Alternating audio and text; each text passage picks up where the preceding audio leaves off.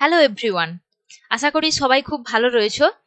তো আজকে আমরা তোমাদের ক্লাস 10-এ সেকেন্ড যে চ্যাপ্টারটা রয়েছে ভূগোলের বায়ুমণ্ডল, এই চ্যাপ্টারটা আমরা আজ থেকে আলোচনা শুরু করব। তো আজকে আমরা বেসিক অংশটা আলোচনা করব, তারপরে যে স্তর বিন্যাস রয়েছে সেটাও আমরা আলোচনা করব। তো তার আগে তোমাদেরকে বলে রাখবো, যদি তোমাদের এই ভিডিওটি ভালো লাগে তাহলে ভিডিওটায় একটা লাইক করে দিও, আর যদি তোমরা এই চ্যানেলে কেউ নতুন হয়ে থাকো তাহলে অবশ্যই চ্যানেলটাকে সাবস্ক্রাইব করে পাশে থাকা বেল আইকনটা কিন্তু ক্লিক করে রেখে দিও। আর তোমরা চাইলে যারা নতুন রয়েছো তারা কিন্তু knowledge A to Z official যে টেলিগ্রাম চ্যানেল রয়েছে সেখানে তোমরা জয়েন করে যেতে পারো। সেখানে কিন্তু সমস্ত নোটিফিকেশন বা কবে কিসের ক্লাস হবে সমস্ত কিছু জানিয়ে দেওয়া হয়। তাই যারা যারা নতুন রয়েছে তোমাদেরকে সবাইকে বলবো তোমরা কিন্তু টেলিগ্রাম চ্যানেলে জয়েন হয়ে যেও। এই ভিডিও ডেসক্রিপশন বক্সে লিংক পেয়ে যাবেন, না হলে তোমরা টেলিগ্রামে গিয়ে সার্চ করে নেবে যে knowledge A to Z official, আমাদের চ্যানেলের লোগো দেখতে পাবে, সেখান থেকে তোমরা জয়েন হয়ে যেতে পারবে। তো আজকে প্রথমেই যেটা বললাম, আজকে আমরা বায়ুমণ্ডল আজকে আমরা পড়বো, যেটার ইংরেজি নাম হচ্ছে অ্যাটমসফিয়ার। আজকে আমাদের পার্ট 1-এর ক্লাস হবে, ঠিক আছে? তো প্রথমে চলে আসছি আমি, বায়ুমণ্ডল এই জিনিসটা কি? বায়ুমণ্ডল জিনিসটা কি? বায়ুমণ্ডল হচ্ছে পৃথিবী। সাপোজ ধরো, আমি যদি এখানে একটু ড্র করে দেখাই, সাপোজ ধরো এটা একটা পৃথিবী, ঠিক আছে? এটা পৃথিবী। এর বাইরে একটা আস্তরণ রয়েছে, যেটা কিনা পৃথিবীকে একটা ঘিরে রয়েছে। বলা যেতে পারে এটা একটা চাদরের মতো অদৃশ্য, যেটাকে তুমি দেখতে পাচ্ছ না, তুমি কেউই দেখতে পাচ্ছি না, ঠিক আছে? এটা একটা অদৃশ্য চাদরের মতো। এটা পৃথিবী। ধরে নাও এটা হচ্ছে, এই অংশটা ধরে নাও ভূপৃষ্ঠ, এই অংশটা ধরে নাও ভূপৃষ্ঠ।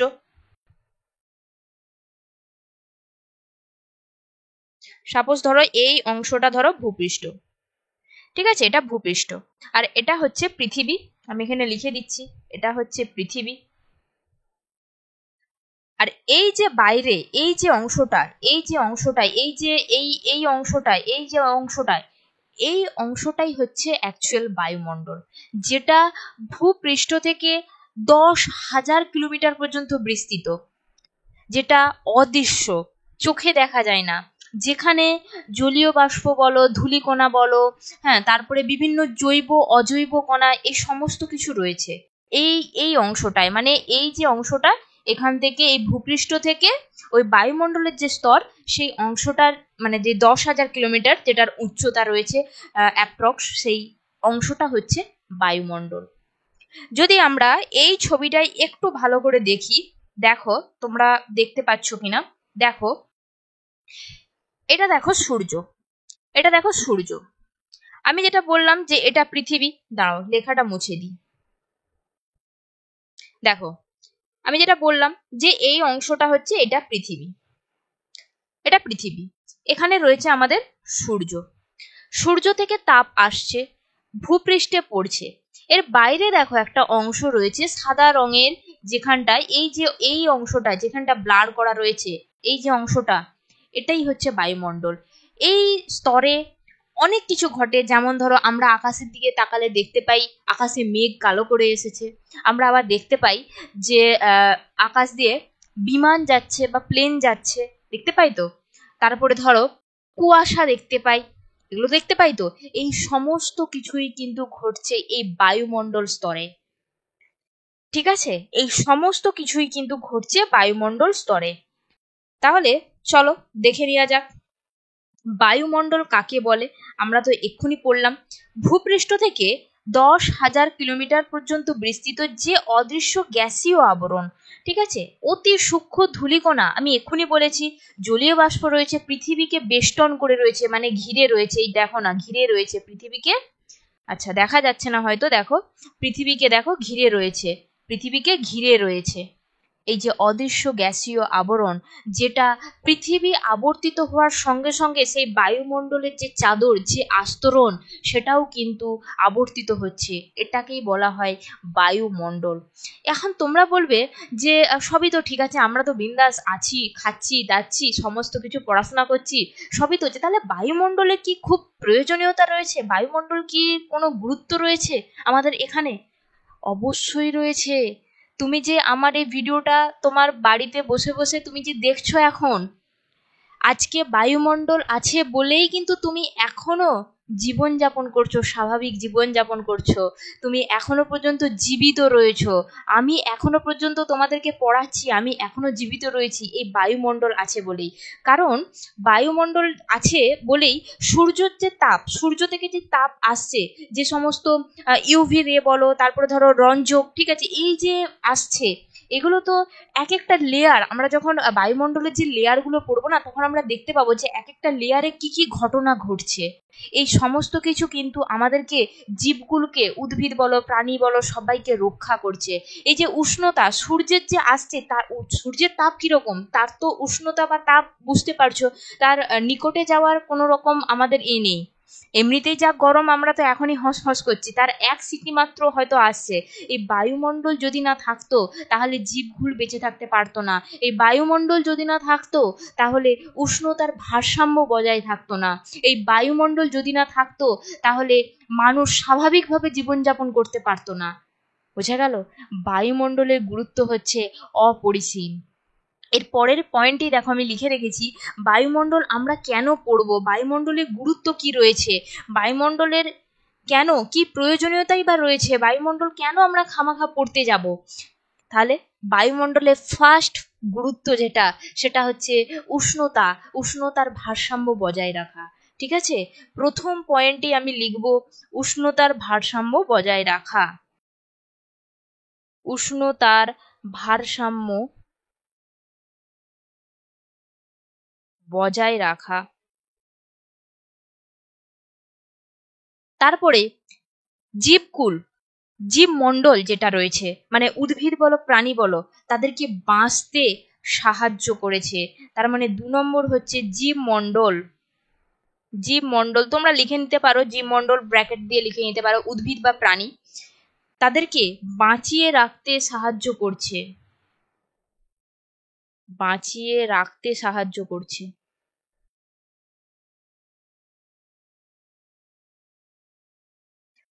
3 নম্বর কি, সূর্যের যে ইউভি রে রয়েছে, মানে অতি বেগুনি রশ্মি, সেটাকে শোষিত করে নিচ্ছে। বোঝা গেল? ইউভি রে, সূর্য থেকে আগত ইউভি রে কে শোষিত করে নিচ্ছে, শোষিত করে।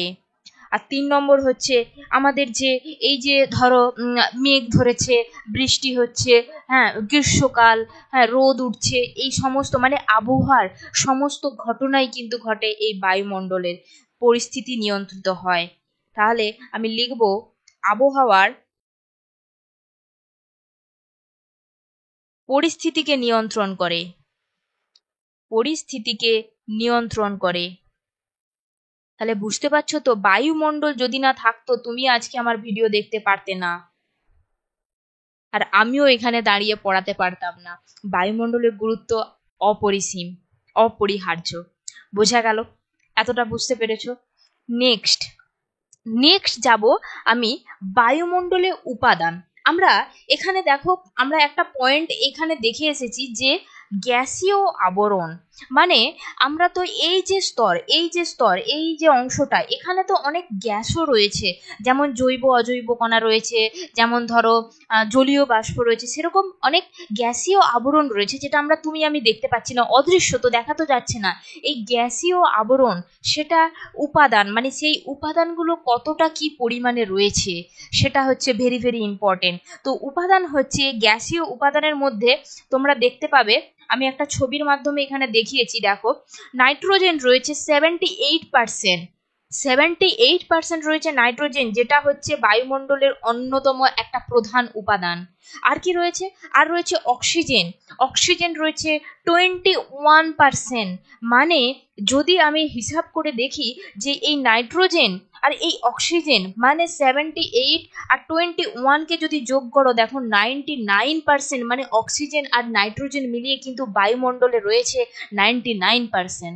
আর 1% কিন্তু রয়েছে অন্যান্য সব গ্যাস, যেমন ধরো আর্গন রয়েছে, যেমন ধরো কার্বন ডাইঅক্সাইড রয়েছে, আর কিছু নিষ্ক্রিয় গ্যাস রয়েছে, যেমন ধরো নিয়ন রয়েছে, হিলিয়াম রয়েছে, ঠিক আছে, তারপরে ধরো ক্রিপ্টন রয়েছে, এইগুলো রয়েছে। তাহলে উপাদান কি কি রয়েছে এরপরে আমরা সেটা দেখব। উপাদানের মধ্যে প্রথম যেটা রয়েছে মেন ফার্স্ট, সেটা হচ্ছে কি নাইট্রোজেন, N2। N2 কত পার্সেন্ট রয়েছে? এখানে তো আমি দেখলাম 78%। তারপরে রয়েছে কি কার্বন ডাইঅক্সাইড, কার্বন ডাইঅক্সাইড না, অক্সিজেন। অক্সিজেন কত রয়েছে? অক্সিজেন রয়েছে 21%। তারপরে রয়েছে আর্গন, আর্গন কত রয়েছে? আর্গন রয়েছে 0.93%। আর কি উপাদান রয়েছে? আর রয়েছে কার্বন ডাইঅক্সাইড, কার্বন ডাইঅক্সাইড রয়েছে কত পরিমাণে? 0.03%। মানে এই চারটে উপাদান কিন্তু আমাদের রয়েছে মেনলি বায়ুমণ্ডলের গ্যাসীয় উপাদান হিসেবে। আরো রয়েছে কিছু নিষ্ক্রিয় গ্যাস, নিষ্ক্রিয় গ্যাস কি কি রয়েছে? নিষ্ক্রিয় গ্যাস রয়েছে যেমন ধরো তোমার নিয়ন রয়েছে, নিয়ন রয়েছে, আর কি রয়েছে? আর রয়েছে হিলিয়াম রয়েছে, তারপরে ধরো রয়েছে ক্রিপ্টন রয়েছে, আর কি রয়েছে? আর রয়েছে জনন। এইগুলো হচ্ছে নিষ্ক্রিয় গ্যাস, এগুলো হচ্ছে নিষ্ক্রিয় গ্যাস।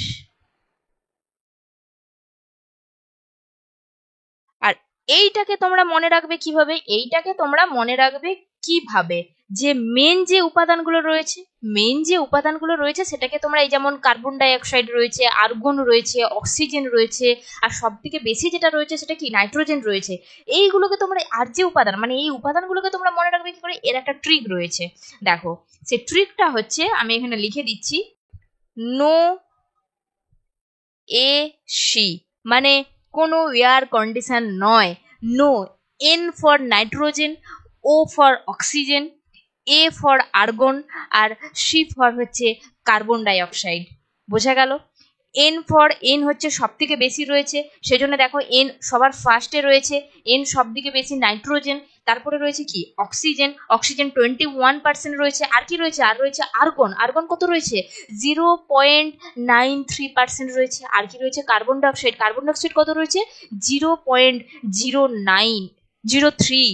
ঠিক আছে, এটা হচ্ছে, এইভাবেই তোমরা মনে রাখবে নো এ সি। ঠিক আছে,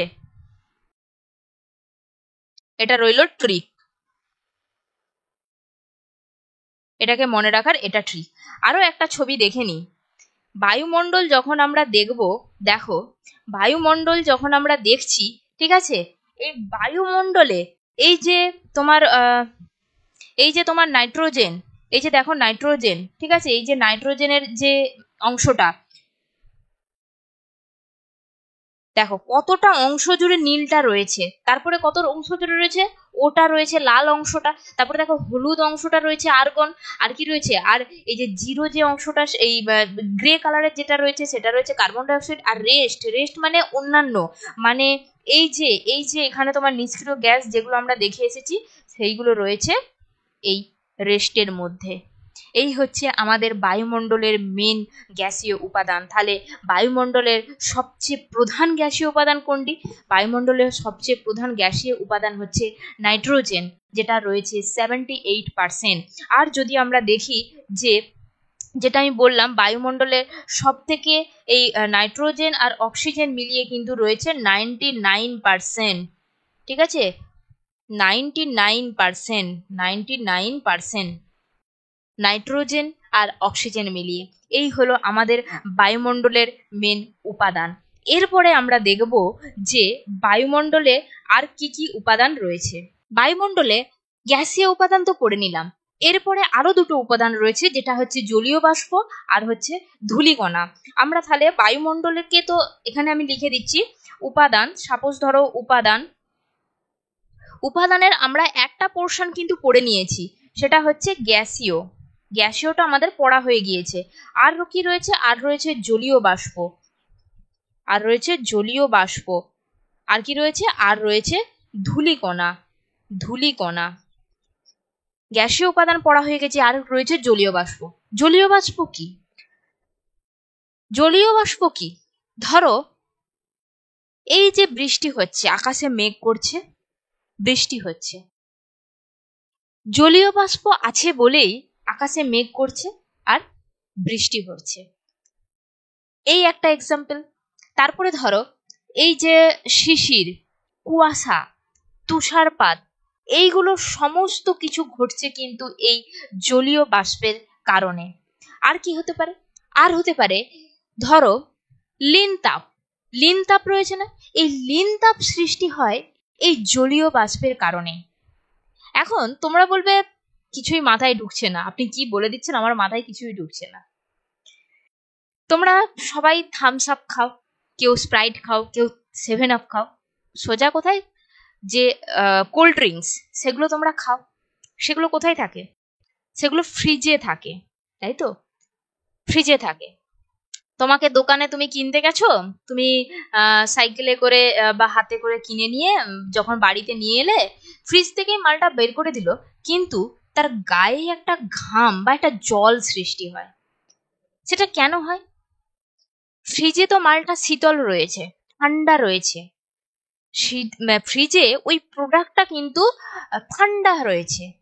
ফ্রিজ থেকে যখন তোমাকে ওটা দোকানদার বের করে দিল, তুমি বাড়িতে নিয়ে এলে, তখন তো তুমি সেটা নর্মাল এই ওয়েদারের মধ্য দিয়ে নিয়ে এলে, তাই তো? তুমি তো ফ্রিজে করেই বয়ে নিয়ে আনছো না, বা কোনো কিছু ঠান্ডা কিছুর মধ্যেও, যেগুলোতে ধরো থার্মোকল, যেগুলোতে ঠান্ডা সংরক্ষণ করে রাখা হয়, যে বরফ টরফ দিয়ে যে পেপসি টিপসি বিক্রি হয়, এইভাবে তো তুমি কোল্ড ড্রিঙ্কসটাকে আনছো না, তুমি তো হাতে করে নিয়ে চলে এসেছো, কিন্তু বাড়িতে এসে দেখলে যে ওটা একটা জল হয়ে গেছে। এর এক্সাক্ট কারণ হচ্ছে বায়ুমণ্ডলে জলীয় বাষ্প আছে বলেই ওটা শোষণ করছে, যার ফলে কি হয়, এক ধরনের ওই তোমার হচ্ছে বোতলের গায়ে যে ঘামের সৃষ্টি হয়, যেটা কিনা ধূলিকণা, ধূলিকণা যে সমস্ত রয়েছে বায়ুমণ্ডলে, এর মাধ্যমে আমরা বুঝতে পারি যে বায়ুমণ্ডলে জলীয় বাষ্প রয়েছে। সাপোজ ধরো আরো একটা এক্সাম্পল দিচ্ছি, যেমন ধরো শীতকাল, তারপরে ধরো বর্ষাকাল রয়েছে, আর গ্রীষ্মকাল রয়েছে, ঠিক আছে? সাপোজ ধরো গ্রীষ্মকাল আর বর্ষাকাল, তুমি একটা জামা কেচেছো, সাপোজ ধরো ছাড়িয়েছো একটা জামা, পরিষ্কার করেছো, সেটাকে তুমি বাইরে একদম তোমার বাড়ির ছাদে বা বাইরে যদি কারো জায়গা থাকে সেখানে তুমি মিললে, তুমি গরমকালে মিললে, সাপোজ ধরো গ্রীষ্মকালে মিললে, জামাটা খুবই পাতলা, কিছুক্ষণ পরে জামাটা শুকিয়ে যাবে, ঠিক আছে? কিন্তু তুমি বলছো বাবা প্রচন্ড গরম, ঘাম ঝরছে, পাখা থেকে সরে যাওয়া যাচ্ছে না, এদিকে তোমার জামা কিন্তু শুকিয়ে গেছে, কারণ সে শোষণ করে নিয়েছে। কিন্তু যখন ওই একই জামাই তুমি যখন বর্ষাকালে ছাড়াবে, ছাড়িয়ে যখন বাইরে মিলবে বা তোমার বাড়ির ছাদে মিলবে, তখন কিন্তু সেই জামাটা কিন্তু শোকাবে না। শোকাবে না বললে ভুল হবে, শোকাবে, কিন্তু যেই জামাটা গ্রীষ্মকালে সাপোজ ধরো 30 মিনিটে শুকিয়ে গিয়েছিল, সেই জামাটাই যখন তুমি বর্ষাকালে করবে, তখন সেটা কিন্তু 4 থেকে 5 ঘন্টাও ধরো নিয়ে নিতে পারে, বা এর বেশি, বা 30 মিনিটের বেশি অবভিয়াসলি কিন্তু নেবে। এটা হচ্ছে বায়ুমণ্ডলে জলীয় বাষ্প আছে বলেই সম্ভব। বোঝা গেল জলীয় বাষ্পের গুরুত্বটা কি রয়েছে আমাদের বায়ুমণ্ডলে। নেক্সট নেক্সট যেটা রয়েছে আরেকটা উপাদান, সেটা হচ্ছে ধূলিকণা। ধূলিকণা কি বলতো? ধূলিকণা হচ্ছে বায়ুমণ্ডলে বায়বীয় যে কণা থাকে সেটাকেই বলা হচ্ছে ধূলিকণা, যেটার ইংরেজি নাম হচ্ছে অ্যারোসেল। বোঝা গেল? এরপরে আমি আসবো তোমাদের যে উপাদানগুলো আমরা পড়লাম না, নাইট্রোজেন, অক্সিজেন, হ্যাঁ, কার্বন ডাই অক্সাইড, জলীয় বাষ্প, এই যে এগুলোর কি কোনো গুরুত্ব রয়েছে? অবভিয়াসলি রয়েছে। নাইট্রোজেনের গুরুত্ব রয়েছে, সবকিছুর গুরুত্ব রয়েছে। দেখো নাইট্রোজেনের গুরুত্ব, নাইট্রোজেনের কি কি গুরুত্ব রয়েছে বলো? এই নাইট্রোজেন আছে বলেই, ঠিক আছে, উদ্ভিদ ও প্রাণী প্রত্যক্ষ আর পরোক্ষভাবে তারা কিন্তু এই নাইট্রোজেনকে ব্যবহার করে। তারপরে ধরো এক ধরনের ব্যাকটেরিয়া রয়েছে যেটাকে বলা হচ্ছে রাইবোজিয়াম, সেই ব্যাকটেরিয়া কিন্তু মাটির উর্বরতা শক্তিকে বৃদ্ধি করে এই নাইট্রোজেনের মাধ্যমেই। বোঝা গেল? আরো অনেক বৈশিষ্ট্য রয়েছে, যেমন ধরো সার উৎপাদনে ব্যবহৃত হয়, উদ্ভিদ ও প্রাণীদের যে প্রোটিন জাতীয় খাদ্য রয়েছে, সেই প্রোটিন জাতীয় খাদ্যকে সরবরাহ করে এই নাইট্রোজেন। এই হলো নাইট্রোজেনের মেন গুরুত্ব। এরপরে আসছি অক্সিজেন। এই অক্সিজেনের গুরুত্ব তো বাবু মারাত্মক রয়েছে, সেটা তো তোমরা সবাই জানো। অক্সিজেনের মাধ্যমে আমরা শ্বসন কার্য চালাই। আমরা কেন, প্রাণীকুল বলো, প্রাণীকুল জীবজগতে যে সমস্ত প্রাণী রয়েছে তারা শ্বসন কার্য চালায়, নিঃশ্বাস প্রশ্বাস নিই, এটা তো অক্সিজেনেরই কারণ। তারপরে ধরো এই অক্সিজেনে আছে বলেই কিন্তু যে দাবানল রয়েছে, সেই দাবানল কিন্তু এই অক্সিজেনের মাধ্যমেই, দাবানলের যে সমস্ত আগুন নেভানোর কাজ হয় না, সেখানে কিন্তু এই অক্সিজেনের প্রয়োজন পড়ে। তারপর ধরো প্রাণী দেহে বা উদ্ভিদ দেহ, অক্সিজেনের প্রভাবে প্রাণীদেহের উত্তাপ বৃদ্ধি পায়, শক্তির বিকাশ ঘটে। আরো একটা বৈশিষ্ট্য রয়েছে, তোমরা ক্লাস 9-এ পড়ে এসেছো আশা করি, আবহ বিকার। ঠিক আছে, সেই অক্সিডেশন প্রক্রিয়ায় লোহায় মরচে ধরে, সেটা কিসের জন্য হয়? সেটা বাবু অক্সিজেনের জন্য হয়। তার মানে বুঝতে পারছো তো অক্সিজেনের গুরুত্বটা কিরকম। নেক্সট দেখবো আমরা কার্বন ডাই অক্সাইডের গুরুত্ব। কার্বন ডাই অক্সাইডের কি গুরুত্ব রয়েছে? আমরা জানি উদ্ভিদ কার্বন ডাই অক্সাইড মাধ্যমে সে সালোক সংশ্লেষ প্রক্রিয়া করে। কারণ আমরা কার্বন ডাই অক্সাইড ত্যাগ করে দিই, উদ্ভিদ কি করে সেটাকে সেটা কার্বন ডাই অক্সাইড সংগ্রহ করে, দিয়ে তারপর কি করে, সে অক্সিজেন ত্যাগ করে, আর আমরা সেটা অক্সিজেনটাকে গ্রহণ করি। আমরা অক্সিজেন গ্রহণ করছি, কার্বন ডাই অক্সাইড ত্যাগ করছি। উদ্ভিদ কি করে, এর উল্টোটা করে, সে কার্বন ডাই অক্সাইড গ্রহণ করে আর অক্সিজেন ত্যাগ করে, যেটার মাধ্যমে সে সালোক সংশ্লেষ প্রক্রিয়া চালায়। আর কি পয়েন্ট রয়েছে? আর রয়েছে কার্বন ও চুন জাতীয় খনিজ গঠনে কার্বন ডাই অক্সাইড সাহায্য করে। আমরা এটাও কিন্তু আবহ বিকারে পড়ে এসেছি, যে সমস্ত চুন জাতীয় রয়েছে, তারপরে দ্রব্য, তারপরে ধরো কার্বন রয়েছে, এটাও কিন্তু কার্বন ডাই অক্সাইডে সাহায্য করে গঠনে। বায়ুমণ্ডলের তাপ বন্টনে ও নিয়ন্ত্রণে এই গ্যাস গুরুত্বপূর্ণ ভূমিকা নেয়। বায়ুমণ্ডলের যে তাপ বন্টন, তাপের যে একটা ভারসাম্য রক্ষা, ঠিক আছে, তারপরে তার যে একটা নিয়ন্ত্রণ, সেটা কিন্তু এই কার্বন ডাই অক্সাইডের মাধ্যমে কিন্তু হয়ে থাকে। আর কি রয়েছে? আর রয়েছে জলীয় বাষ্পের গুরুত্ব। জলীয় বাষ্পের গুরুত্ব তো আমি একটু আগেই বললাম, শিশির কুয়াশা, ঠিক আছে, এই সমস্ত সৃষ্টি করে। তারপরে ধরো জলীয় বাষ্পের মাধ্যমে তোমাদের মেঘ সৃষ্টি হচ্ছে, লিনতাপ সৃষ্টি হচ্ছে, এগুলো তোমরা দেখে নেবে, এখানেই দেওয়া রয়েছে। নেক্সট রয়েছে ধূলিকণা। ধূলিকণা কি করে? ধূলিকণা হচ্ছে ধূলিকণা হচ্ছে বায়বীয় একটা আবরণ। বায়বীয় কণাকে বলা হয়, যেটাকে বলা হয় অ্যারোসেল। বিকিরিত তাপশক্তিকে ধূলিকণা শোষণ করে বায়ুমণ্ডলকে উত্তপ্ত করে। যে সূর্য থেকে যে তোমার তাপ আসছে, সেই বিকিরিত তাপশক্তিকে ধূলিকণা শোষণ করে নেয়। ধূলিকণা শোষণ করে কি করে, সে বায়ুমণ্ডলকে উত্তপ্ত করে। আর কি করে? জলীয় বাষ্পে ধূলিকণাকে আশ্রয় করে ভেসে বেড়ায় বলে কুয়াশা মেঘ সৃষ্টিতে এর কিন্তু পরোক্ষ ভূমিকা গুরুত্ব রয়েছে। যেমন মেঘ সৃষ্টিতে যে বৃষ্টি হচ্ছে, মেঘ সৃষ্টি হচ্ছে, এগুলোতে কি জলীয় বাষ্পের যে গুরুত্বটা, সেটা কিন্তু প্রত্যক্ষ। আর পরোক্ষভাবে কি যে হেল্প করছে, সেটা হচ্ছে কিন্তু তোমার ধূলিকণা। বোঝা গেল? আর কি রয়েছে? ধূলিকণা বিচ্ছুরিত আলোর প্রভাবেই আকাশের রং নীল হয়। আকাশের রং আমরা দেখতে পাই তো নীল, সেটা কেন দেখতে পাই? কারণ এই ধূলিকণা কি করছে, সূর্য থেকে যে রশ্মিটা আসছে, যে তরঙ্গটা আসছে, সে বিকিরিত শোষণ করে নিচ্ছে, শোষণ করে বায়ুমণ্ডলকে উত্তপ্ত করছে, যার মাধ্যমে যখন আমরা আকাশের দিকে তাকাবো, তখন আমরা দেখতে পাই যে আকাশের রং কিন্তু নীল। সে বিচ্ছুরিত আলোর প্রভাবেই এটা কিন্তু হয়। উষা ও গোধূলি সৃষ্টির ধূলিকণার উপস্থিতিতেই এর কিন্তু একটা কারণ রয়েছে। এই হলো আমাদের nitrogen, oxygen, carbon die oxide, জলীয় বাষ্প আর কি ধূলিকণা, যেগুলো বায়ুমণ্ডলের উপাদান, তার গুরুত্ব কি সেটা আমরা জেনে নিলাম। নেক্সট পার্টে যাব আমরা, যে বেসিক টপিকটা সেটা কিন্তু আমরা করে নিলাম, বায়ুমণ্ডল কাকে বলে, বায়ুমণ্ডলের কি গুরুত্ব রয়েছে, বায়ুমণ্ডলের মেন উপাদান কি, উপাদানগুলোর গুরুত্ব কি রয়েছে, সেটা কতটা রয়েছে বায়ুমণ্ডলে, সেটাও কিন্তু আমরা দেখে নিলাম। এরপরে যাব আমরা পরবর্তী টপিক, সেটা হচ্ছে বায়ুমণ্ডলের স্তরবিন্যাস। চলো সবাই খাতা খুলে নাও। বায়ুমণ্ডলের স্তরবিন্যাস। বায়ুমণ্ডলের স্তরবিন্যাসকে আমরা দু ভাগে ভাগ করব। বায়ুমণ্ডলের স্তরবিন্যাসকে আমরা দু রকম ভাবে ভাগ করব। প্রথম যেটা দেখব সেটা হচ্ছে, ধরো আমি এখানেই করে দিলাম, একটা হচ্ছে উপাদানের ভিত্তিতে, একটা হচ্ছে উপাদানের ভিত্তিতে, আরেকটা দেখব আমরা উষ্ণতার তারতম্যের ভিত্তিতে। উষ্ণতার তারতম্যের ভিত্তিতে।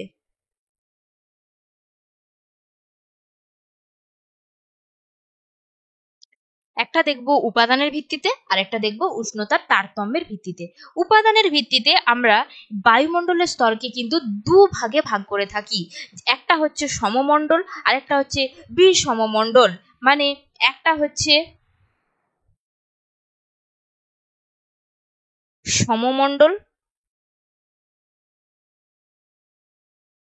যেটাকে আমরা ইংরেজিতে বলি হেমোস্ফিয়ার, ঠিক আছে, হেমোস্ফিয়ার। আর রয়েছে কি বিষমমণ্ডল, বিষমমণ্ডল যেটাকে বলা হয় হেটেরোস্ফিয়ার। একটা হচ্ছে হেমোস্ফিয়ার, একটা হচ্ছে হেটেরোস্ফিয়ার, একটা সমমণ্ডল আর একটা হচ্ছে বিষমমণ্ডল। আর এই উষ্ণতা তারতম্যের ভিত্তিতে আমরা বায়ুমণ্ডলকে স্তরকে ছটা ভাগে ভাগ করে থাকি, ছটা ভাগে ভাগ করে থাকি। প্রথম লিখব ট্রপোস্ফিয়ার, ট্রপোস্ফিয়ার। 2 নম্বর হচ্ছে স্ট্র্যাটোস্ফিয়ার।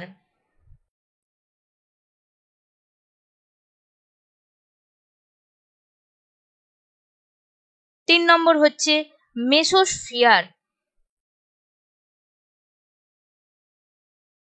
4 নম্বর হচ্ছে থার্মোস্ফিয়ার।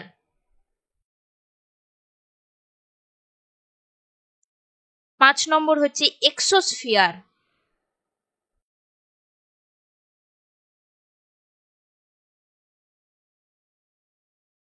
আমি ঘিরে দাঁড়িয়ে গিয়েছিলাম, দেখিনি এতক্ষণ, সরে গেলাম।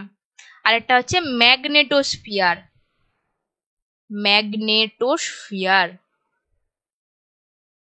ঠিক আছে, উষ্ণতার ভিত্তিতে স্তরবিন্যাস, আর উষ্ণতার তারতম্যের ভিত্তিতে, আরেকটা হচ্ছে উপাদানের ভিত্তিতে। তাহলে আমরা উপাদানের ভিত্তিতে সমমণ্ডল, বিষমমণ্ডল, আর উষ্ণতা তারতম্যের ভিত্তিতে আমরা troposphere, stratosphere, mesosphere, thermosphere, exosphere আর করে দিচ্ছি কি ম্যাগনেটোস্ফিয়ার, এই ছটা ভাগে ভাগ করে থাকি।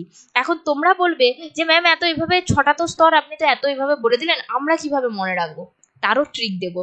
চলো, একটা ছবি এখানে আমি এমনি দিয়ে রাখছি, তার ট্রিকটা আমি এখানে আগে লিখে নিই, ঠিক আছে, তারপরে আমি এর সাথে মিলাবো। ট্রিকটা এটাই, সেটা হচ্ছে trust me in the exam.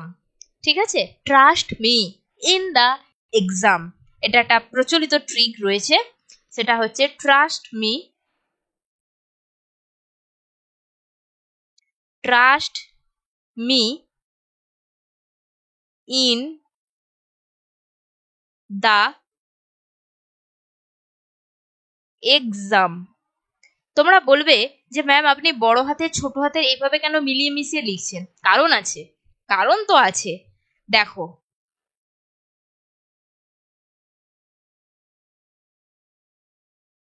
দেখো এই যে টি আর, টি আর, ট্রাস্টের T R, T R for হচ্ছে ট্রপোস্ফিয়ার। দেখো troposphere, T R for troposphere. তারপরে S T, S T for stratosphere, S T for stratosphere. M E, M E, M E for mesosphere, M E for mesosphere. আর কি রয়েছে? দা, যেগুলো capital রয়েছে সেগুলোই আমরা কিন্তু কাউন্ট করব, ঠিক আছে। দা, দা ফর কি? Thermosphere, thermosphere. আর কি রয়েছে? ই, ই এক্স রয়েছে, এক্স মানে সেই তোমার আমার এক্স নয়, ঠিক আছে, এক্স মানে হচ্ছে এখানে এক্সোস্ফিয়ার। আর কি রয়েছে? এম বড় হাতের রয়েছে না, এম হচ্ছে ম্যাগনেটোস্ফিয়ার, যেটাকে এই স্তরটাকে বলা হচ্ছে ম্যাগনেটোস্ফিয়ার, যেটা এখানে লেখা নেই, তোমরা চাইলে লিখে দিতে পারো, ঠিক আছে, এখানটায় লিখে দিতে পারো ম্যাগনেটোস্ফিয়ার। বোঝা গেল? Trust me in the exam, T R, T R for troposphere, S T for stratosphere, M E for mesosphere. তারপর রয়েছে the, T H E, the for thermosphere. আর কি রয়েছে? এক্সাম, এক্সামের এক্স হচ্ছে এক্সোস্ফিয়ার। আর রয়েছে এম, এম ফর ম্যাগনেটোস্ফিয়ার। তোমরা এখনই মুখস্থ করো, আর এক্ষুনি আমাকে কমেন্ট করে লিখে জানাও যে পর পর নাম তোমরাও মুখস্থ করতে পেরেছো হ্যাঁ কি না। বোঝা গেল? তোমরা এক্ষুনি আমাকে কমেন্ট করে জানাও। Trust me in the exam, trust me in the exam. Troposphere, stratosphere, mesosphere, thermosphere, তারপরে কি রয়েছে? Exosphere, magnetosphere. বোঝা গেল? ছটা স্তরের নাম তোমাদের এখনই মুখস্থ হয়েছে কিনা আমাকে এখনই কমেন্ট করে জানাও, সঙ্গে ট্রিকটাও লিখে। বোঝা গেল? চলো, এরপরে আমরা একটা ডায়াগ্রাম দেখব, যে ডায়াগ্রামের মধ্যে আমরা দেখতে পাবো, যেমন তোমরা এখানেও দেখতে পাচ্ছ যে দেখো পৃথিবী রয়েছে, তার উপর কিছুটা অংশ রয়েছে, এখানে ট্রপোস্ফিয়ার রয়েছে, তারপরে এখানে একটা ওজোন লেয়ার রয়েছে, তারপরে আবার একটা স্তর ভাগ হয়ে গেছে, এরকম অনেকগুলো কালারের আমরা দেখতে পাচ্ছি। এই যে একটার পর একটা, একটার পর একটা, একটার পর একটা স্তর যাচ্ছে, এই স্তরগুলো আমরা পুরোটাই ডায়াগ্রামের মাধ্যমে শিখবো। আমরা তো বইয়ে তো সবাই পড়ে নিয়েছি আশা করি, এবারে ডায়াগ্রামের মাধ্যমে আমাদেরকে এটাকে মুখস্থ করতে হবে, ঠিক আছে? আর এই প্রশ্নটা কিন্তু ভেরি ভেরি ইম্পর্টেন্ট একটা প্রশ্ন।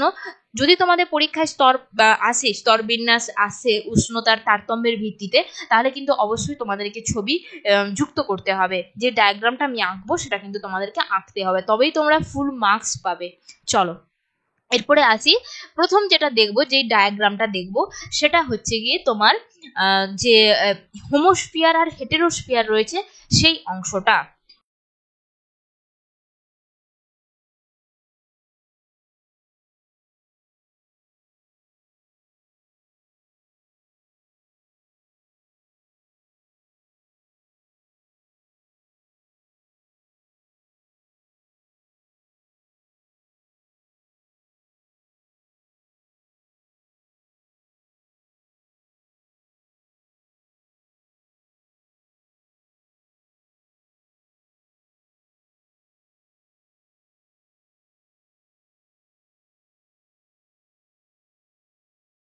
দেখো এই যে আমি বাঁ দিকে যে লিখলাম এইগুলো, এই যে 0, 20, 40, 80, এগুলো হচ্ছে, এটা ধরো ভূপৃষ্ঠ, এটা ভূপৃষ্ঠ।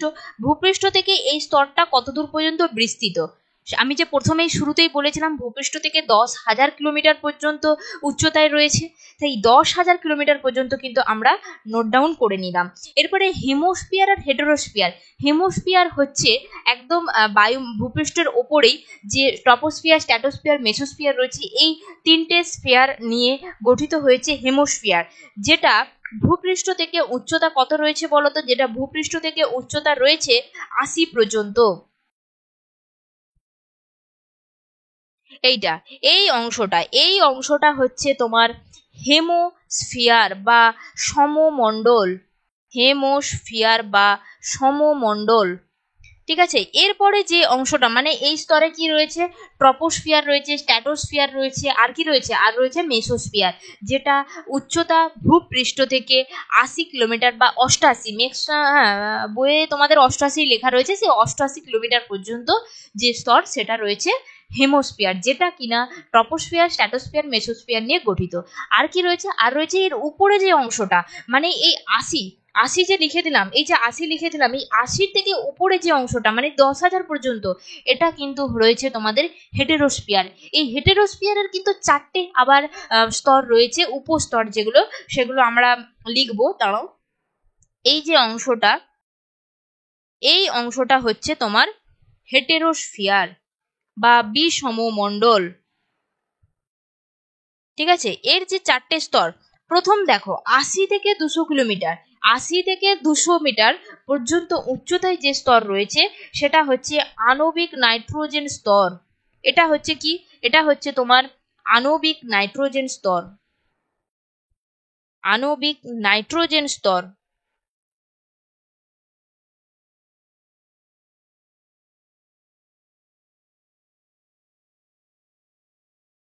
আণবিক নাইট্রোজেন স্তর।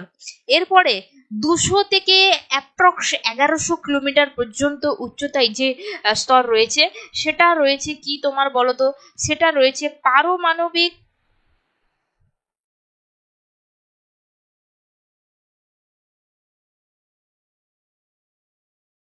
পারমাণবিক অক্সিজেন স্তর। অক্সিজেন স্তর। এরপরে এরপরে 1100 থেকে 3,500 কিলোমিটার, 3,500 সামথিং রয়েছে, 3,500 অ্যাপ্রক্স ধরে নাও, সেই কিলোমিটার পর্যন্ত রয়েছে তোমাদের হিলিয়াম স্তর। হিলিয়াম স্তর, এই অংশটায় রয়েছে কি? হিলিয়াম স্তর। আর এই 3,500 থেকে 10,000 কিলোমিটার পর্যন্ত এই স্তরটায় কি রয়েছে? এই স্তরটায় রয়েছে হাইড্রোজেন স্তর। এই স্তরটায় রয়েছে হাইড্রোজেন স্তর। হাইড্রোজেন স্তর। ঠিক আছে, তাহলে হেটেরোস্ফিয়ার 4টে উপস্তর নিয়ে গঠিত। একটা হচ্ছে আণবিক নাইট্রোজেন স্তর, পারমাণবিক অক্সিজেন স্তর, হিলিয়াম স্তর, আর হচ্ছে হাইড্রোজেন স্তর। এই স্তরগুলো নিয়ে গঠিত হয়েছে কি হেটেরোস্ফিয়ার। আর ট্রপোস্ফিয়ার, স্ট্র্যাটোস্ফিয়ার, মেসোস্ফিয়ার এই 3টে স্তর নিয়ে তৈরি হয়েছে সমমণ্ডল বা হেমোস্ফিয়ার। এখানটা তোমরা লিখে দিবে, এটা হচ্ছে উচ্চতা, এটা উচ্চতা কিমিতে আমরা এটাকে ধরবো।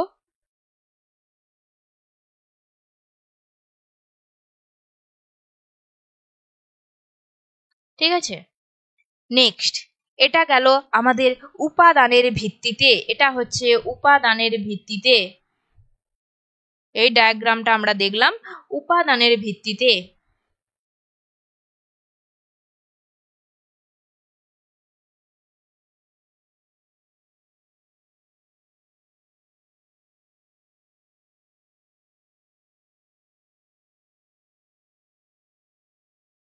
উপাদানের ভিত্তিতে পরবর্তী যেটা দেখব সেটা হচ্ছে উষ্ণতার তারতম্যের ভিত্তিতে, যেটা ভেরি ভেরি ইম্পর্টেন্ট। ঠিক আছে, যেটা ভেরি ভেরি ইম্পর্টেন্ট। দেখো প্রথমে যেটা আমি ডায়াগ্রামটা আঁকছি,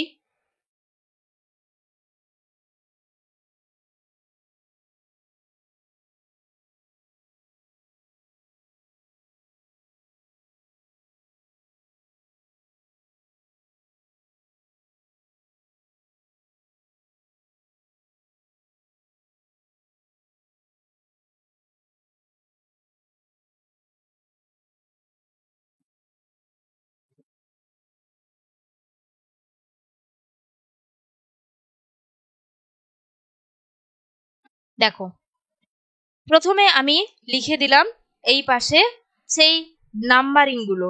ঠিক আছে, সেই নাম্বারিং গুলো যেটা তোমার ধরো এখানটায় লিখলাম 10, 20, তারপরে লিখছি একটা গ্যাপ দিয়ে দিয়ে লিখছি আর কি 30,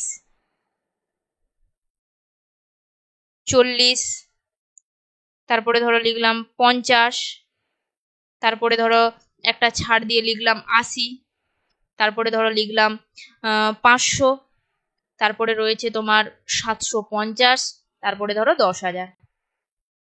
ঠিক আছে, তাহলে এটা আমরা কিভাবে লিখছি, এটা হচ্ছে আমাদের উচ্চতা, এটা হচ্ছে আমাদের উচ্চতা কিসে, কিমিতে, কিমিতে। এটা কিসে উচ্চতা, কিমিতে।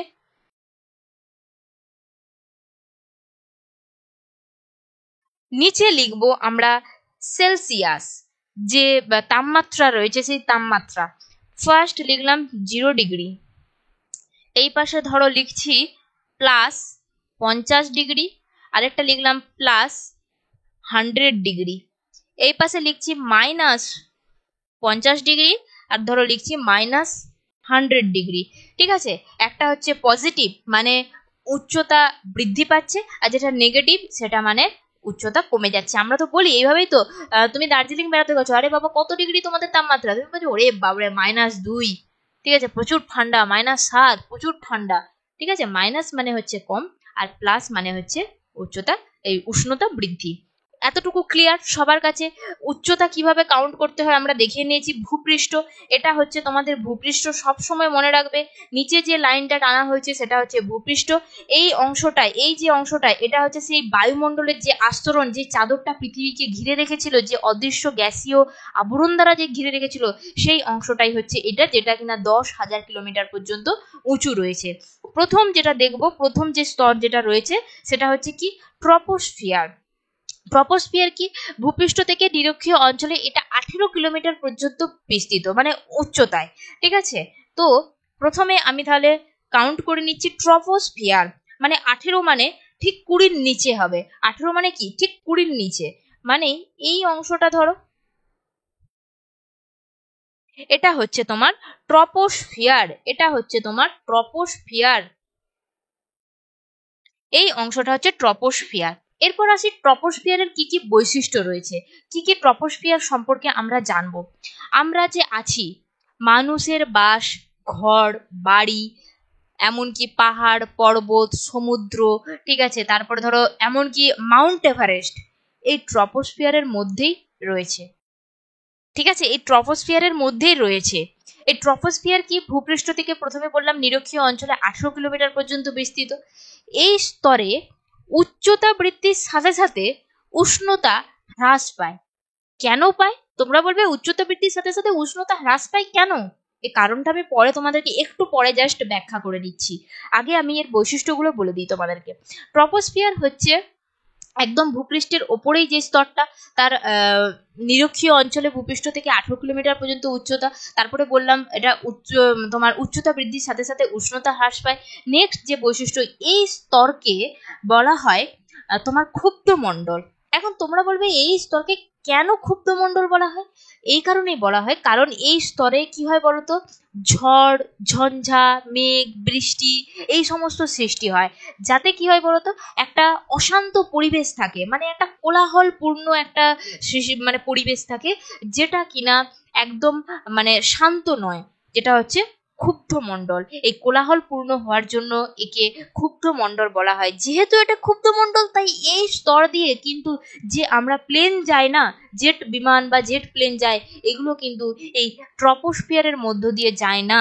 কেন যায় না? কারণ এটা কোলাহলপূর্ণ স্তর, সেই জন্য এর ভিতর দিয়ে কখনোই তোমার জেট প্লেন বা জেট বিমান যাতায়াত করে না। আর এই স্তরের ঘনত্ব, এই স্তরের যে ঘনত্ব, সেটা কিন্তু খুব বেশি হয়। বোঝা গেল? বোঝা গেল। এই স্তরের আরো বৈশিষ্ট্য যদি তোমাদেরকে বলি, ধূলিকণা থাকে, দূষণ কণা থাকে, সমস্ত কিছু এই স্তরেই থাকে। ঠিক আছে, সমস্ত কিছু এই স্তরেই থাকে। এখন তোমরা বলবে যে উচ্চতা বৃদ্ধির সাথে সাথে উষ্ণতা কেন বৃদ্ধি পায় না? এটা আমি এখনই তোমাদেরকে বলে দিচ্ছি, একদম শর্ট করে। দেখো, একদম শর্ট করে আমি এখানটাতে একটা এঁকে আমি জাস্ট বলে দিচ্ছি। দাঁড়াও, দেখো, ট্রপোস্ফিয়ারে কি হয়, উচ্চতা বৃদ্ধিতে উষ্ণতা কি হয়, হ্রাস পায়, কমে যায়। আমি এটা ট্রপোস্ফিয়ারে এটা হয়, কেন হয়? সাপোজ ধরো এটা তোমার ভূপৃষ্ঠ, এটা হচ্ছে ভূপৃষ্ঠ।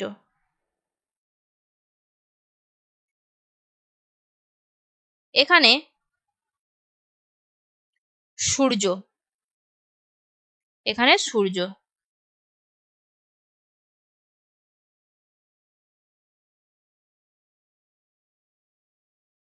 এইটা ধরো বায়ুমণ্ডলীয় স্তর।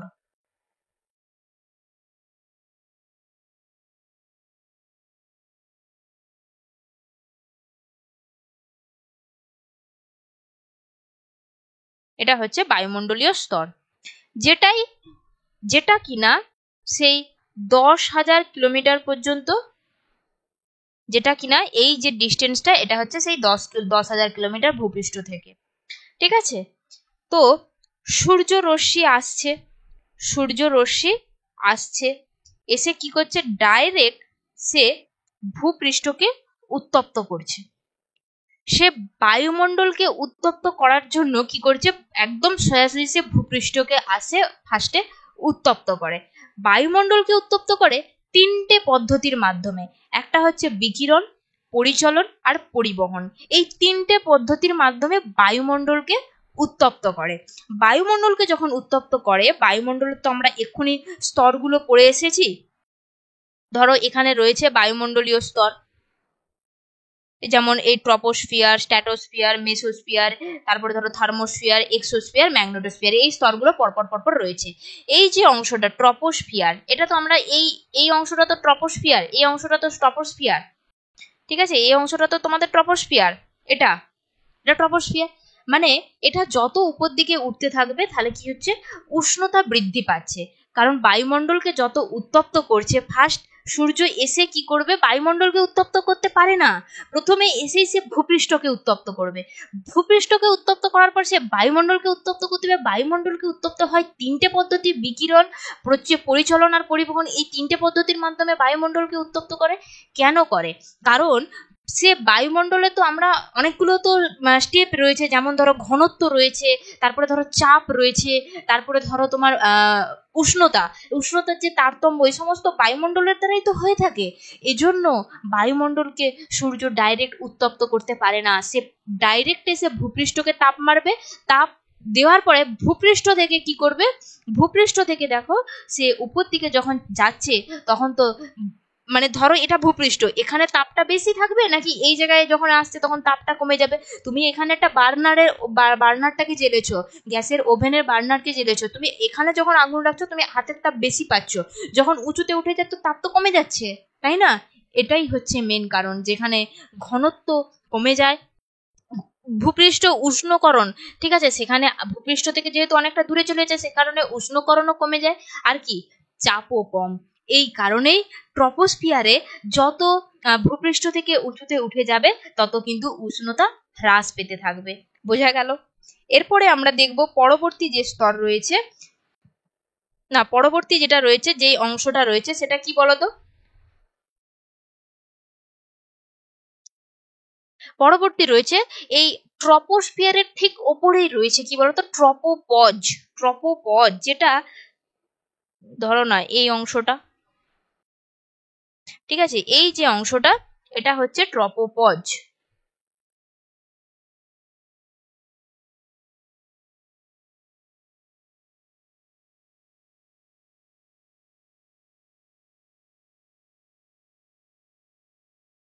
এই অংশটা, এই যে সবুজ রঙের যে অংশটা তোমরা দেখতে পাচ্ছ এটা হচ্ছে ট্রপোপজ। ট্রপোপজ কি?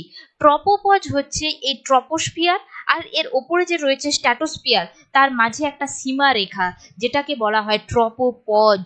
এখান দিয়ে কিন্তু জেট বায়ু যাতায়াত করে, জেট বায়ু চলাচল করে এই ট্রপোপজের মাধ্যম দিয়েই।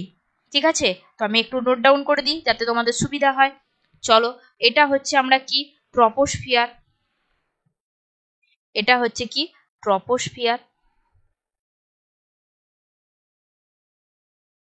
ঠিক আছে, আর এটা কি দেখলাম, এটা কি, এটা হচ্ছে ট্রপোপজ। ট্রপোপজ ট্রপোস্ফিয়ারের বৈশিষ্ট্য আমি কিন্তু এক্ষুনি বলে দিলাম। এরপরে আমরা দেখব যে স্তরটা, সেটা হচ্ছে ট্রপোস্ফিয়ারের জাস্ট ওপরেই কি রয়েছে, trust. T R for tropo, trust মানে এসটি, এসটি ফর কি, স্ট্র্যাটোস্ফিয়ার রয়েছে, তাই না? তার মানে স্ট্র্যাটোস্ফিয়ারটা হচ্ছে তোমার এই 20 কিলোমিটার থেকে এর উচ্চতা শুরু হয়, যেটা কিনা এই 50 কিলোমিটার পর্যন্ত বিস্তৃত। ঠিক আছে, এই 50 কিলোমিটার পর্যন্ত বিস্তৃত এই স্তরটাকে বলা হচ্ছে স্ট্র্যাটোস্ফিয়ার। এই স্তরটাকে বলা হচ্ছে স্ট্র্যাটোস্ফিয়ার।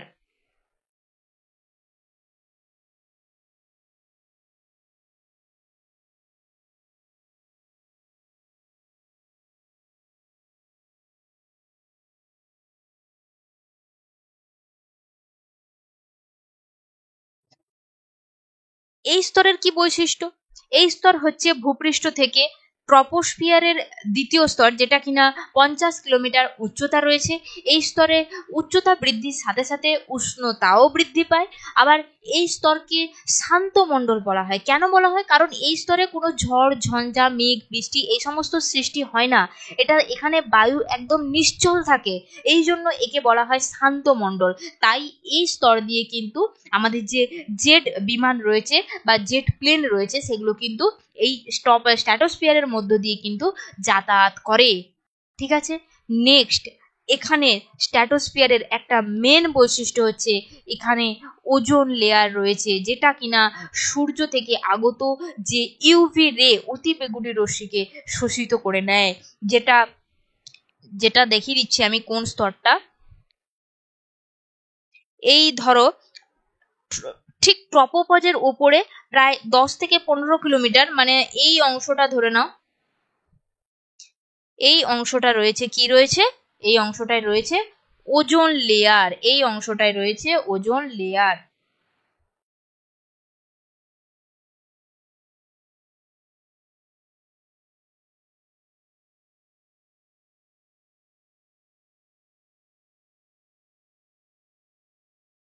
এই অংশটা হচ্ছে, এই যে লাল অংশটা দেখতে পাচ্ছ, এটা হচ্ছে তোমার ওজোন লেয়ার।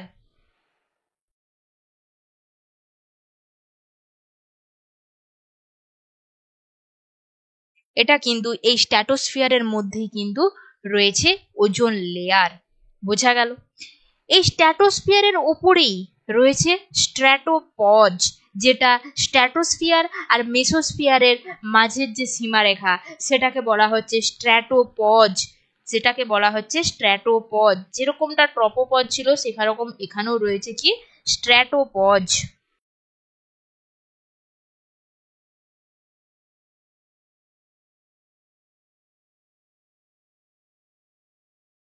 এটা হচ্ছে তোমার স্ট্র্যাটোপজ।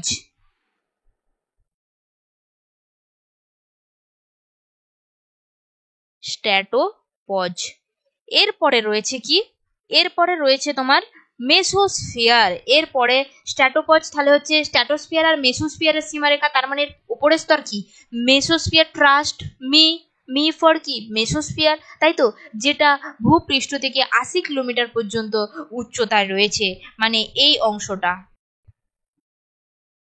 এটা হচ্ছে তোমার মেসোস্ফিয়ার। এটা হচ্ছে তোমার মেসোস্ফিয়ার। এটা হচ্ছে তোমার মেসোস্ফিয়ার। এটা উচ্চতা, এখানে হচ্ছে ভূপৃষ্ঠ থেকে উচ্চতা 80 কিলোমিটার। এখানে উচ্চতা বৃদ্ধির সাথে সাথে উষ্ণতা হ্রাস পায়। তারপরে ধরো যে উল্কাপিণ্ড, উল্কাপিণ্ড যে আকাশ থেকে আসে, সেই উল্কাপিণ্ড পুড়ে ছাই হয়ে যায় মেসোস্ফিয়ারে। বোঝা গেল? এই এখানে যে চাপ খুব কম হয়। আর এখানে কি হয় বলতো, এখানে যে এক ধরনের অতি হালকা মেঘ দেখা যায়, যেটা কিনা নৈশদ্যুতি মেঘ বলা হয়, নৈশদ্যুতি মেঘ সৃষ্টি হয় এই মেসোস্ফিয়ারে। এই মেসোস্ফিয়ারেও কিন্তু মেসোস্ফিয়ার আর থার্মোস্ফিয়ারের মাঝে যে সীমারেখা সেটাকে কি বলা হচ্ছে মেসোপজ। মানে যেমনটা পড়ে এলাম ট্রপোপজ, স্ট্র্যাটোপজ, এরপরে দেখবো সেটা মেসোপজ। ঠিক এটাও রয়েছে মেসোপজ।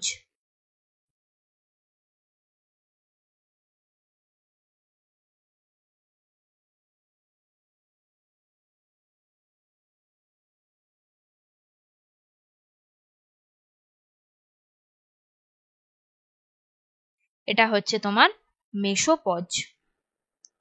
চলো লিখে দিই, এটা হচ্ছে মেসোপজ। এরপরে মেসোস্ফিয়ারের ওপরে, মেসোস্ফিয়ারের ওপরে কি রয়েছে, মেসোস্ফিয়ারের ওপরে রয়েছে থার্মোস্ফিয়ার।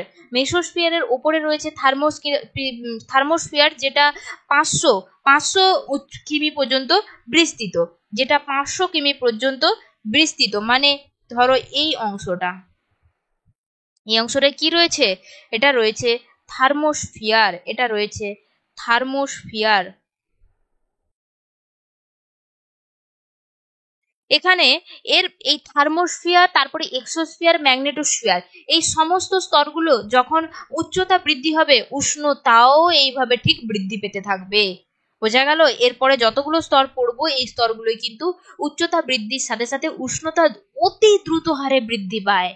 বোঝা গেল? আর থার্মোস্ফিয়ার স্তরের কি বৈশিষ্ট্য রয়েছে, যে তোমার সূর্যের থেকে আগত যে সমস্ত রঞ্জক বা তোমার হচ্ছে যে গামা রশ্মি, এক্স রশ্মি রয়েছে না, সেগুলো সমস্ত কিন্তু এই থার্মোস্ফিয়ারে কিন্তু তোমার প্রতিফলিত হয়ে যায়, শোষিত হয়।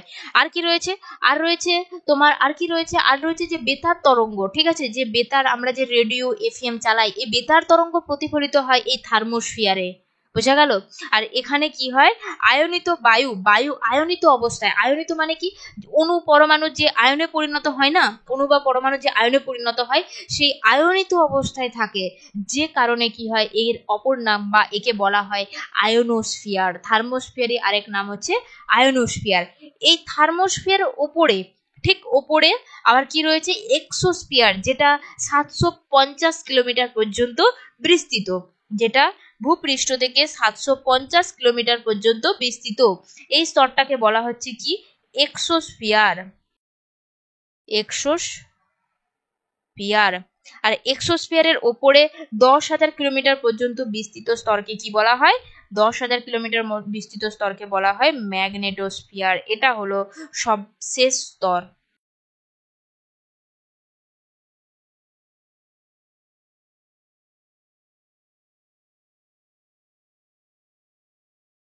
এক্সোস্ফিয়ারে কি হয়, উচ্চতা বৃদ্ধির সাথে সাথে উষ্ণতা বৃদ্ধি পায়, এই স্তরে হাইড্রোজেন হিলিয়াম গঠিত হয়, এটা ভূপৃষ্ঠ থেকে তোমার 750 কিলোমিটার পর্যন্ত বিস্তৃত।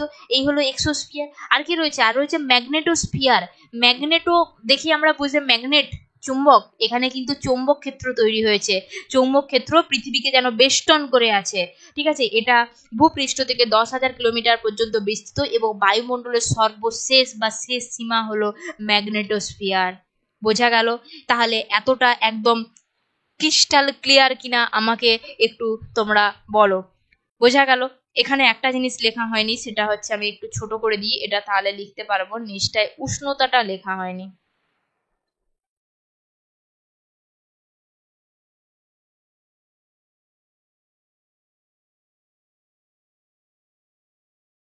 এটা হচ্ছে উষ্ণতা। আর এটার হেডিং কি? এটা হচ্ছে উষ্ণতার তারতম্যের ভিত্তিতে, উষ্ণতার তারতম্যের ভিত্তিতে।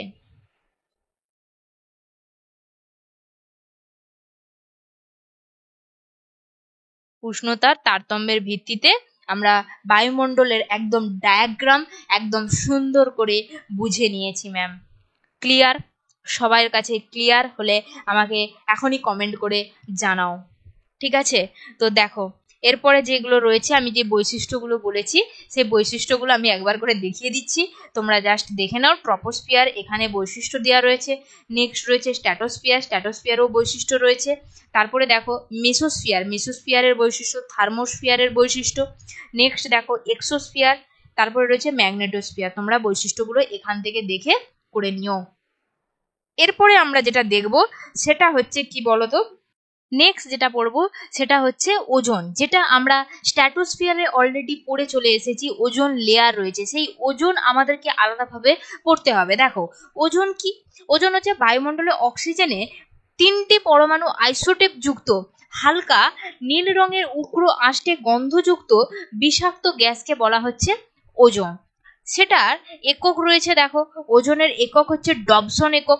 এটা প্রথম ব্যাখ্যা দিয়েছে জিবিএম ডবসন, তার নামানুসারেই ঘনত্ব মাপার একক হচ্ছে ডবসন বা ডিইউ। আর ঘনত্ব, ওজন ঘনত্ব মাপক যন্ত্রটার নাম হচ্ছে ডবসন স্পেকট্রোমিটার, স্পেকট্রোমিটার, ঠিক আছে। এটা হচ্ছে ডবসন একক। আর ওজন, এর একটা গহ্বর রয়েছে, ওজন গহ্বর। এই ওজন গহ্বরটা কি, বায়ু দূষণের ফলে স্ট্র্যাটোস্ফিয়ারে ওজন গ্যাস ধ্বংস হয়ে ওজন গ্যাসের ঘনত্ব 200 টিইউ মানে ডবসনের কম হলে ওজন স্তর ক্রমশ খুবই পাতলা হয় এবং সেখানে কি অতিবেগুনি রশ্মি প্রবেশ করে, একে বলা হয় ওজন গ্রহর। এখন তোমরা বলবে ওজন গহ্বর কি এবং ওজন গহ্বরে কেন সৃষ্টি হয়েছে কেন? এটা একটা মানে ধরো এরকম এই অংশটা সাপোজ ধরো ওজন গহ্বর, আন্টার্কটিকায় ওজন গহ্বর হচ্ছে সৃষ্টি হয়েছে কেন বলতো? কারণ আন্টার্কটিকায় শীত মানে শীতল যখন তোমার উষ্ণতা, আন্টার্কটিকায় যখন টানা 6 মাস যে উষ্ণতা থাকে সেটা হচ্ছে -78 ডিগ্রি সেলসিয়াস, ঠিক আছে। সেই কারণে কি হয়, এটা ঠান্ডা মানে স্ট্র্যাটোস্ফিয়ারে এই ওজন তোমার হচ্ছে ওজন সৃষ্টি, ওই ওজন গহ্বরটা তোমার সৃষ্টি হয়েছে, এটা আন্টার্কটিকায় তৈরি হয়েছে ওই একটানা 6 মাসের উষ্ণতা -78 ডিগ্রি সেলসিয়াস হওয়ার কারণে। বোঝা গেল? এটা হচ্ছে তোমার ওজন। এরপরে আসবো কি, ওজন স্তর। ওজন স্তর কি, এটা হচ্ছে স্ট্র্যাটোস্ফিয়ারের নিম্নাংশে, আমি তোমাকে তখনই বলেছিলাম যে এটা স্ট্র্যাটোস্ফিয়ারের নিম্নাংশে। দেখো একবার দেখিয়ে দিই, এই যে স্ট্র্যাটোস্ফিয়ার, এই অংশটা তো স্ট্র্যাটোস্ফিয়ার। এই যে এই দেখো, এই তোমার এই ডট ডট ডট ডট করে যে লাইনটা দেওয়া হয়েছে, এই লাইনের ওপর থেকে এই আকাশি লাইনটা পর্যন্ত কিন্তু স্ট্র্যাটোস্ফিয়ার, যেখানে স্ট্র্যাটোস্ফিয়ার শুরু হওয়ার 10 থেকে 15 কিলোমিটার বা উচ্চতা পর্যন্ত দেখো একটা লেয়ার রয়েছে যেটা কিনা ওজোন লেয়ার বলা হয়। বোঝা গেল? ছবি ভালো করে দেখো, ছবি দেখে দেখে তোমরা অটোমেটিক মনে রাখতে পারবে। বোঝা গেল? এটা হচ্ছে তোমাদের ওজোন লেয়ার। এবারে দেখো ওজোন লেয়ার যেটা কিনা 15 থেকে 30 কিলোমিটার উচ্চতা পর্যন্ত হয়ে থাকে, ঠিক আছে। আমি 10 কিলোমিটার দেখিয়েছি, তোমরা একটু উঁচু করেও দেখাতে পারো, কোনো সমস্যা নেই। এই স্তরে ওজোন গ্যাসের ঘনত্ব হচ্ছে সর্বাধিক। আমি যদি একটু ছবি এঁকে দেখাই, আমি যদি একটু তোমাদেরকে ছবি এঁকে দেখাই, ধরো এটা হচ্ছে ভূপৃষ্ঠ, এটা হচ্ছে ভূপৃষ্ঠ, ঠিক আছে। এখানে সূর্য, এটা হচ্ছে সূর্য তাপ দিচ্ছে, ঠিক আছে, তাপ দিচ্ছে, এটা সূর্য তাপ দিচ্ছে।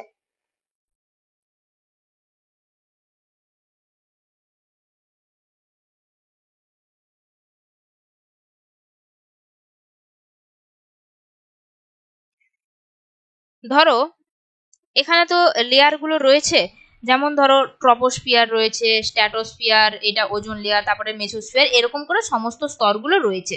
অবভিয়াসলি সূর্যকে টপকে চলে যায়নি, সূর্যের নিচেই রয়েছে, আমি জাস্ট দেখাচ্ছি।